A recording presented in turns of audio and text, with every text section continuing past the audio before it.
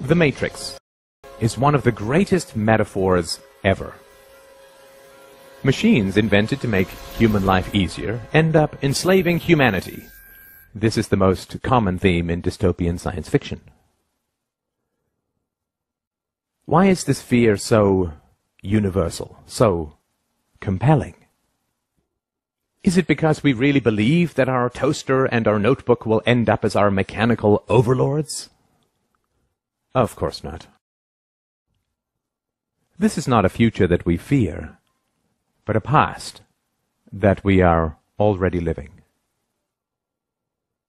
Supposedly, governments were invented to make human life easier and safer, but governments always end up enslaving humanity. That which we create to, quote, serve us, ends up ruling us. The U.S. government, by and for the people, now imprisons millions, takes half the national income by force, overregulates, punishes, tortures, slaughters foreigners, invades countries, overthrows governments, imposes 700 imperialistic bases overseas, inflates the currency, and crushes future generations with massive debts. That which we create to serve us ends up ruling us.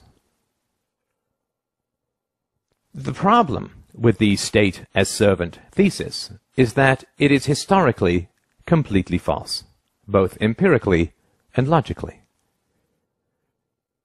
The idea that states were voluntarily invented by citizens to enhance their own security is utterly untrue.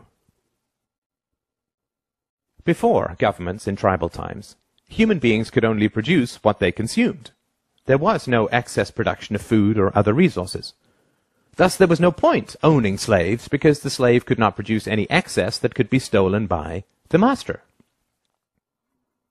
If a horse pulling a plow can only produce enough additional food to feed the horse, there's no point hunting, capturing, and breaking in a horse.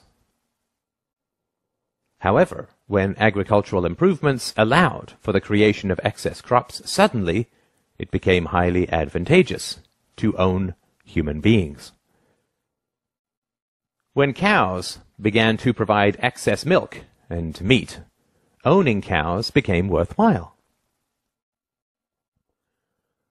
The earliest governments, empires, were in fact a ruling class of slave hunters, who understood that because human beings could produce more than they consumed, they were worth hunting, capturing, breaking in, and owning.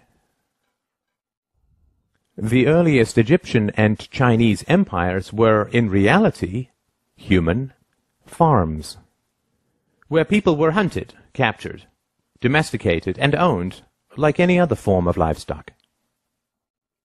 Due to technological and methodological improvements, the slaves produced enough excess that the labor involved in capturing and keeping them represented only a small subset of their total productivity.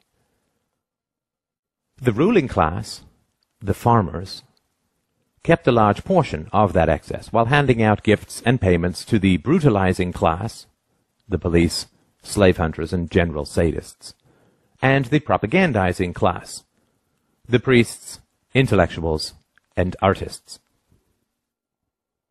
This situation continued for thousands of years, until the 16th to 17th centuries, when again, massive improvements in agricultural organization and technology created the second wave of excess productivity. The enclosure movement reorganized and consolidated farmland, resulting in 5 to 10 times more crops, creating a new class of industrial workers displaced from the country and huddling in the new cities. This enormous agricultural excess was the basis of the capital that drove the Industrial Revolution. The Industrial Revolution did not arise because the ruling class wanted to free their serfs, but rather because they realized how additional, quote, liberties could make their livestock astoundingly more productive. When cows are placed in very confining stalls, they beat their heads against the walls, resulting in injuries and infections.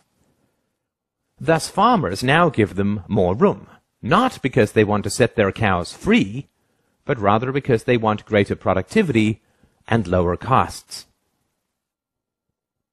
The next stop after free range is not freedom. The rise of state capitalism in the 19th century was actually the rise of free-range serfdom.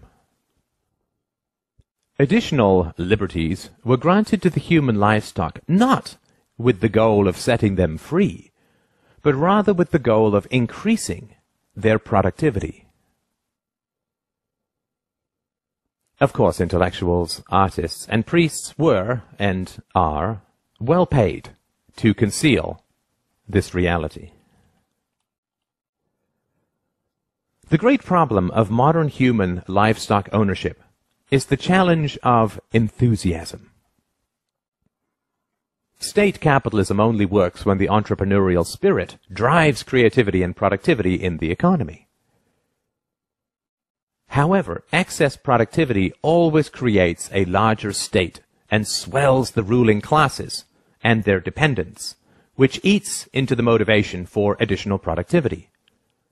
Taxes and regulations rise, state debt, future farming, increases, and living standards slow and decay.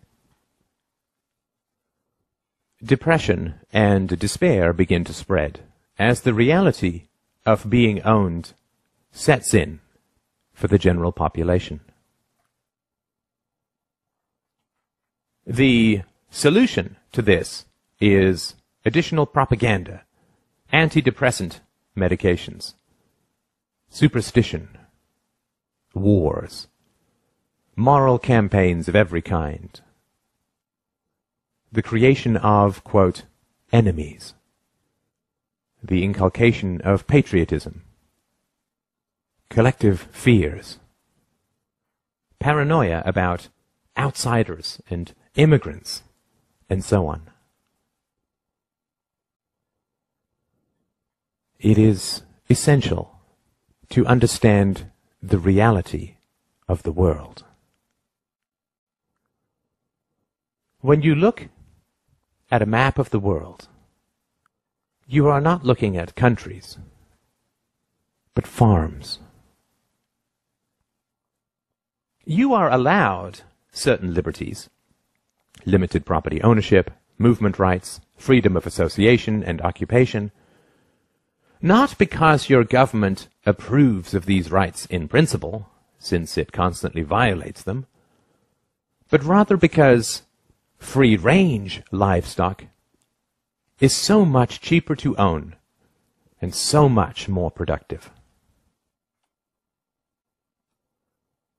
It is important to understand the reality of ideologies.